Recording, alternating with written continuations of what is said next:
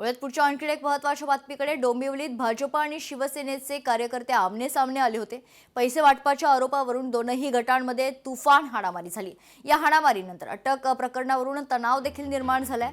उपचार सुरू असलेल्या कार्यकर्त्यांना रुग्णालयातून ताब्यात घेतले असल्याची खरं तर महत्त्वाची माहिती आहे. ताब्यात घेतल्यानंतर दोघांची प्रकृती खालावली आहे. कार्यकर्त्यांनी पोलिसांविरोधात तीव्र संताप व्यक्त केला. कार्यकर्त्यांचा रुग्णालयातच एकच गोंधळ पाहायला मिळालाय.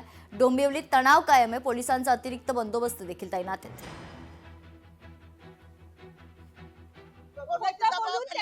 हॉस्पिटलमधून हलवण्यात आलं. मला बाहेरून कळालं. मला मी पोहोचले हॉस्पिटलला. इथे कळालं इथं नाही, पोलीस स्टेशनला आहे. पोलीस स्टेशनला अगदी मला रडून गयावया करायला लागलं. पोलीस स्टेशनच्या बाहेर मला आरडाओरड करावं लागलं. तेव्हाही सांगितलं नाही. नंतर तिकडनं बाहेर काढलं. तिथेही मला सांगितलं की हे काय नितीनजी पाटील आणि रवी पाटील हे दोन्ही ऍडमिट असताना स्पर्श हॉस्पिटलमध्ये आज अचानकपणे पोलिसांनी त्यांना हॉस्पिटलमधून घेऊन पोलीस स्टेशनला घेऊन शास्त्रीनगर हॉस्पिटलला घेऊन आले. खरं तर अतिशय ही निंदनीय गोष्ट आहे. पोलिसांचा निषेध करतो. लोकशाही मराठी ऐका, पहा, जागरूक रहा.